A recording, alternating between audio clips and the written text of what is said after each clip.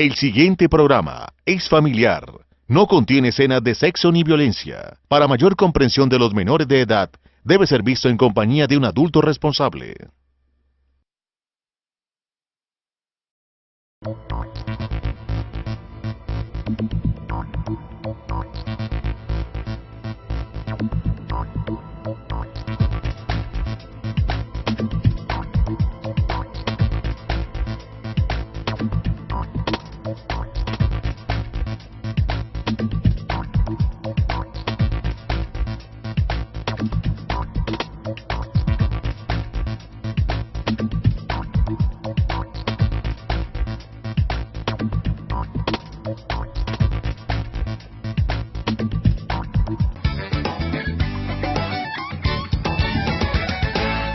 Bueno, realmente nosotros, atendiendo la convocatoria que se nos hizo por parte de la Asociación Colombiana de Hospitales, liderada por las instituciones hospitalarias de Antioquia, realizamos hoy en el día de hoy, en la mañana de hoy, esta convocatoria, este plantón, con la participación de un gran número de funcionarios y el acompañamiento también de la comunidad, de los pacientes que estaban aquí esperando ser atendidos. Realmente fue un éxito y pudimos comentarle la realidad que se está viviendo en este momento con la cartera de los hospitales y de las clínicas en todo el país. La información que tenemos del nivel nacional es que la deuda con el sector público y privado de salud está en 2 billones de pesos, de los cuales 7 billones es la deuda con las instituciones privadas y 5 billones con los hospitales, con las empresas sociales del Estado. A nuestro hospital se le adeuda en este momento 23.400 millones de pesos, tanto todas las entidades aseguradoras. El régimen subsidiado asciende a más de 12.000 millones de pesos y el régimen contributivo supera los 4.700 millones de pesos en este momento. Nosotros hemos acudido a todas las instancias que se nos permiten para ello e incluso hemos contado con el apoyo de la Gobernación de Santander. El mismo gobernador nos acompañó a una reunión con el ministro. Nosotros fuimos en representación fuimos 9 personas, 9 gerentes de hospitales en representación del departamento. Le expresamos al ministro cuál era el problema, en cuánto ascendía en ese momento la deuda en todo el departamento, tomó nota, pero él nos manifestaba que hay un problema realmente de recursos, de dinero. Sin embargo, nosotros pues hemos acudido a todas las mesas de conciliación que cita la Superintendencia, la Secretaría de Salud departamental, el Ministerio de Salud, la Procuraduría, todo el mundo. Esas mesas realmente no tienen el efecto que todos esperamos porque no se hacen realmente acuerdos de pago. La semana anterior se hizo una de esta deuda de 24.000 millones de pesos, solo hubo acuerdo de pago por 4 millones de pesos con una de las EPS.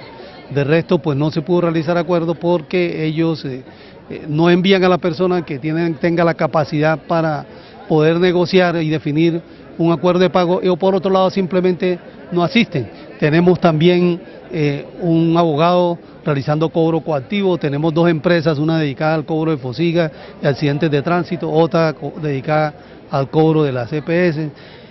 Hacemos también, con la colaboración de la Secretaría de Salud, sesiones de crédito, es decir que la deuda de la Secretaría, en vez de cancelarle a las EPS, nos cancela al hospital directamente y le descuenta a las EPS. En fin, todos los medios y las estrategias que están en este momento en el sector la hemos utilizado, la compra de cartera, de igual manera participamos en el giro directo, solo que estas 2 últimas son definidas por la EPS. Entonces si ellas deciden que nuestro hospital no entra en esa lista de compra de cartera, pues no se da y simplemente no recibimos los recursos que nos podrían girar por esa estrategia. Sí, el hospital sigue prestando los servicios, seguimos, como decíamos aquí en la intervención, que no presentamos en este momento unas afullas económicas que nos impidan no funcionar. Realmente el hospital no ha tenido problemas en su funcionabilidad, funcionamiento, estamos al día con los trabajadores, con los proveedores, sino que lo que vislumbramos es que si seguimos con esa tendencia en donde se nos cancela mucho menos de lo que nosotros facturamos, eso sin duda nos va a llevar a que tengamos que algún día sufrir problemas para poder prestar los servicios, en cuanto a que no le podamos pagar a los trabajadores y en cuanto a que no tengamos para comprar los insumos que se requieren para prestar los servicios. Sí, pues el hospital vive de la venta de servicios. El 95% de los recursos que ingresan al hospital es por venta de servicios. Entonces, si nosotros facturamos esa venta de servicios y no se nos paga, pues lógicamente puede originar la parálisis de la institución y de todas las instituciones hospitalarias, porque, como lo hemos dicho, ese es un comportamiento nacional. Todas las EPS, todas, ahí hablábamos de, en total, incluyendo Caprecón, que nos deben de todo el país, todas las sedes, son 64 aseguradoras en el régimen subsidiado. Llamando a Caprecón, bueno, se descontarían las 35 de Caprecón, estaríamos hablando de 29 aseguradoras en el régimen subsidiado y todas las del régimen contributivo, Comeva, Saludcop, Nueva EPS, Salud Vida, etcétera, etcétera, todas las que de alguna forma o las personas residen aquí o pasan por nuestro territorio y son atendidos en el hospital. En este momento todas tienen una deuda importante con el hospital, en mayor o menor medida de acuerdo a lo que le estemos facturando. Ese es un problema grave porque esa deuda asciende a 3.400 millones de pesos, de los cuales más de 3.200 corresponden a la deuda de Solsalud, que ya fue liquidada, que ya se conoce que no hay con qué pagar, y por eso también decimos que tenemos un reclamo directo al Ministerio y a la Superintendencia, porque estas entidades debieron estar atentos para que Solsalud no llegara a esa situación a donde llegó y a realmente causar ese déficit tan grande a los hospitales.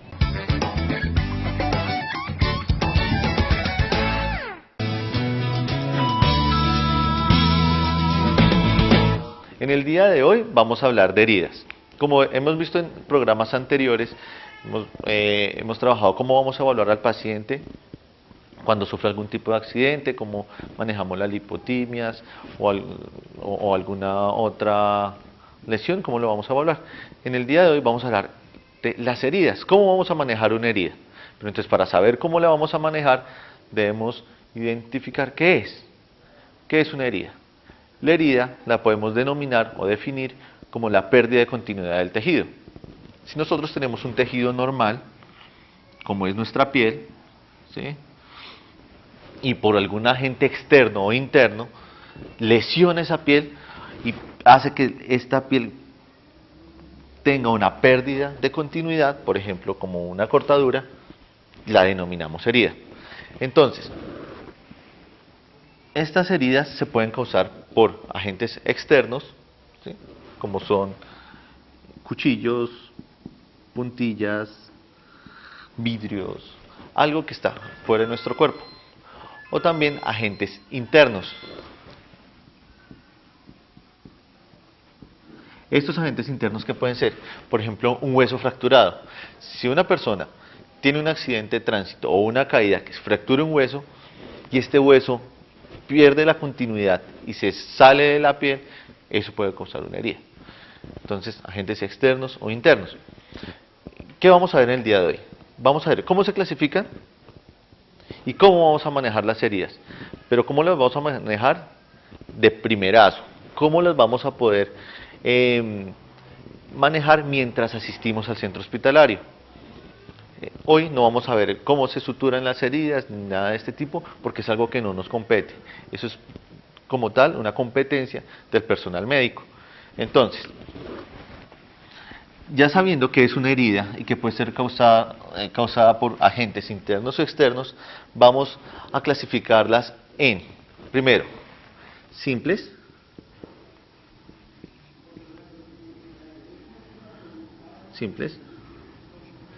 y en complejas.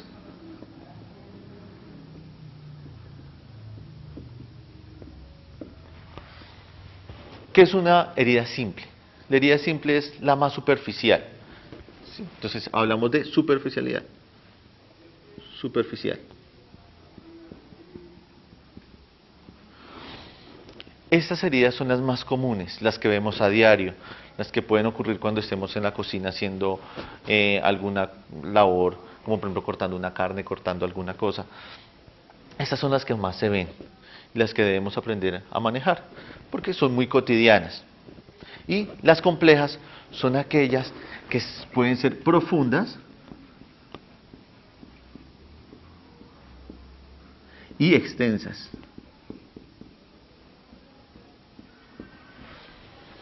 ¿Cuál es el problema en las complejas? Que la profundidad puede lesionarnos tanto el sistema vascular, el sistema nervioso, o sea, las arterias, las venas, y puede también comprometer órganos. Entonces, estas son las que debemos tratar y hacer todo lo posible para llegar lo más rápido posible al centro médico. ¿Por qué? Porque si nosotros tenemos una herida que pueda comprometer un órgano importante, por ejemplo como corazón, por ejemplo como cerebro, por ejemplo como pulmón, el paciente pues corre mucho peligro de perder la vida. Entonces, ya sabemos que hay simples y hay complejas. Las superficiales son pequeñas, son manejables, las complejas profundas y extensas. Recordemos que la piel es un órgano de protección. Si nosotros tenemos una herida muy grande en la piel, este órgano va perdiendo fuerza. ¿Qué quiere decir perder fuerza? Ya no nos va a servir de protección y el riesgo de que se infecte es muy grande. Y si son infecciones extensas en todo el cuerpo, pues el riesgo de una sepsis es inmensa. Entonces, ya después de ver esto, vamos a clasificarlas dependiendo el objeto que lo ocasiona. Entonces, cuando son por objetos cortantes,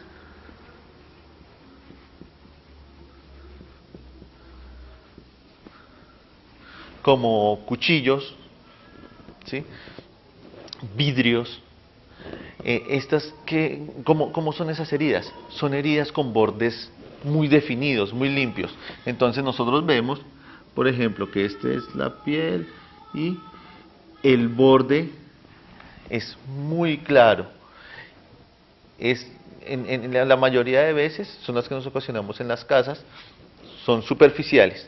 Cuando nosotros tenemos heridas superficiales, por ejemplo en un dedo, va a sangrar obviamente, pero si una de estas heridas superficiales es en la cabeza, también va a sangrar, pero una mayor cantidad. ¿Por qué? Porque la cantidad de arterias y de venas que hay en la sangre en la cabeza son de mayor complejidad y son de mayor número.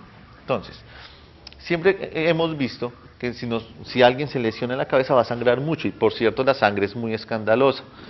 Entonces, sabemos que porque acá tenemos mucho más flujo de sangre que por ejemplo en un dedo o en alguna otra parte del cuerpo. Entonces, también fuera de las cortantes están las punzantes. Las punzantes son ocasionadas, por ejemplo, con objetos como agujas, puntillas, y son un poco más peligrosas. ¿Por qué? Porque en las cortantes al menos observamos el agujero de entrada del objeto que lo ocasionó. En este puede ser un agujero muy pequeño, pero la profundidad puede ser mucho más grande. Y esa profundidad, ¿sí?, la puede ocasionar la lesión del sistema de algún nervio, de alguna arteria o de algún órgano. Por eso es que estas son un poco más peligrosas si no sabemos identificar con qué se punzó, ¿sí?, y no sabemos en qué parte del cuerpo. Es muy distinto uno, por ejemplo, punzarse con una puntilla en la planta del pie o con esa puntilla en el cuello. ¿Por qué? Porque el cuello sabemos que las estructuras importantes son mucho más superficiales y la longitud de la puntilla o de la aguja puede lesionarnos alguna de esas. También existen las cortopunzantes.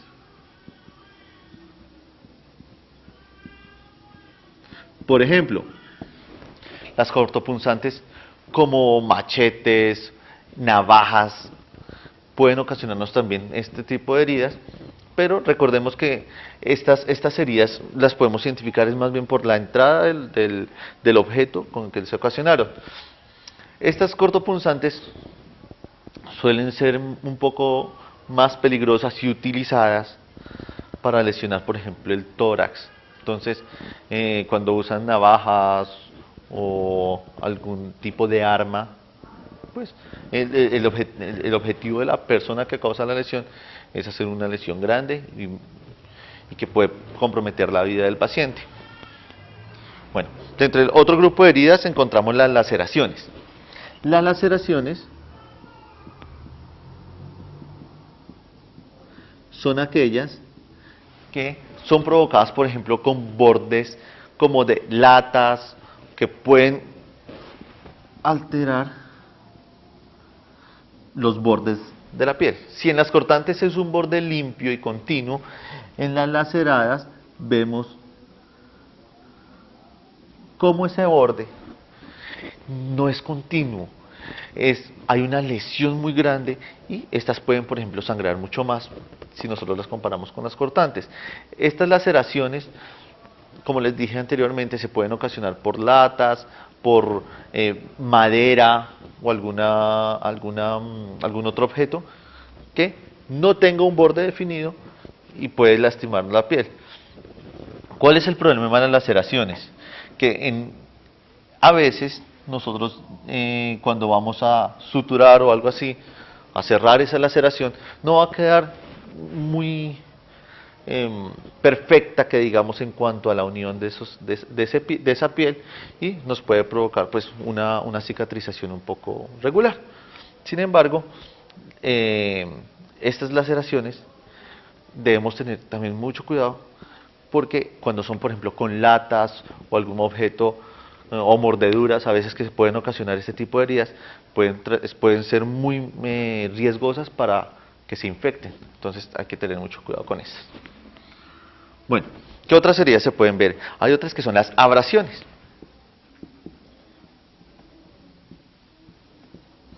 Las abrasiones son heridas que nosotros denominamos comúnmente como raspaduras. Si nosotros estamos en una bicicleta y frenamos y nos caemos sobre el pavimento, ocasiona una raspadura, eso es una abrasión. Esas abrasiones son muy superficiales. ¿Duelen un poco más? Claro que sí. ¿Por qué? Porque el tejido, la inervación de la piel, o sea, la cantidad de nervios que hay en la piel, en la superficie de la piel, hacen que sean un poco más sensibles y duelan un poco más. Entre más profunda la lesión, puede doler un poco menos porque puede haber compromiso nervioso. Y entre más superficial, puede doler un poco más. Bueno, las lesiones por aplastamiento, como dice la palabra, se da cuando hay un objeto muy pesado y que cae, por ejemplo, sobre alguna extremidad. Entonces, estas son de las heridas que causan más lesión, ¿sí?, en el paciente. Por ejemplo, si una persona es arrollada por un carro y que pase la llanta de un carro sobre una pierna, eso causa un aplastamiento y lesiona el tejido blando. ¿Cuál es el tejido blando? La piel, el tejido celular, que es como la grasa, los músculos, las arterias, las venas y el tejido nervioso. Muchas veces cuando hay trauma por aplastamiento y este tipo de heridas, se puede pensar en amputaciones también.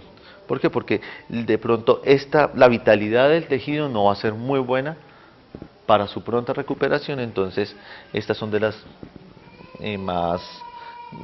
más peligrosas. Y otra, que son las amputaciones traumáticas como tal. Las amputaciones traumáticas, como dice la palabra, son aquellas donde por causas externas terminan amputando o cortando alguna extremidad. En este caso podemos ver personas con, por ejemplo, los soldados en minas quiebrapatas, que terminan amputados precisamente por la misma onda explosiva, en accidentes de tránsito. Como tal, estas dos, tanto el aplastamiento como las amputaciones, son de las más graves y de las que se deben tratar urgentemente, porque el riesgo de infección y el riesgo de infección generalizada es muy alto. Entonces, por eso es que debemos correrles a estas. Pero ahora sí vamos a mirar cómo las vamos a tratar. Las cortantes y punzantes, que son las más comunes en nuestros hogares, ¿cómo se tratan? Primero, ¿qué debemos hacer? Lavar la herida.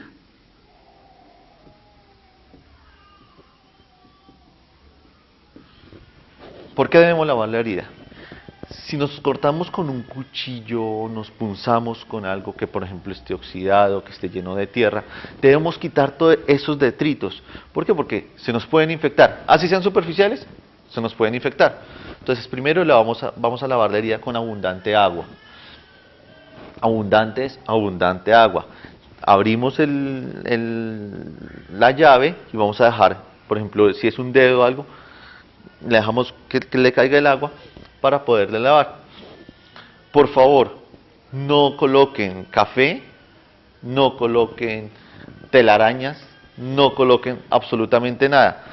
¿Por qué? Porque cuando llegan al servicio de urgencias, vienen con un poco de cosas que se inventan y hacen que la herida tenga un riesgo altísimo de que se infecten. Entonces no coloquen absolutamente nada. Laven muy bien con agua limpia, y si quieren utilicen jabón, si tienen un jabón que sea de baño, no importa, pero lávenla bien, lávenla. Posterior al lavado, cúbranla.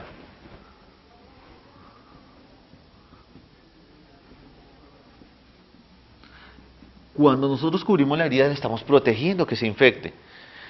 No hay necesidad de que haya una cortada y empiece a morderse y a sacar del sangre. Eso no se debe utilizar. ¿Por qué? Porque nosotros en nuestra boca también tenemos bacterias que hacen parte de la flora intestinal, de la flora normal. Y si nosotros empezamos a morder la herida, esas bacterias que tenemos en la boca se nos van a pasar a esa herida. Y la herida siempre es un foco abierto para que entren todas esas bacterias y se vayan y se infecten y puedan de pronto lesionar si es un dedo, toda la mano o alguna cosa así. Entonces, lavemos la herida, cubrámosla, mantengámosla siempre seca y limpia. Si es una herida cortante, pequeña, corta, y si la podemos colocar con una bendita o algo, la dejamos así. Si vemos que es amplia, amplia y profunda, que requiere posiblemente de suturas, entonces la lavamos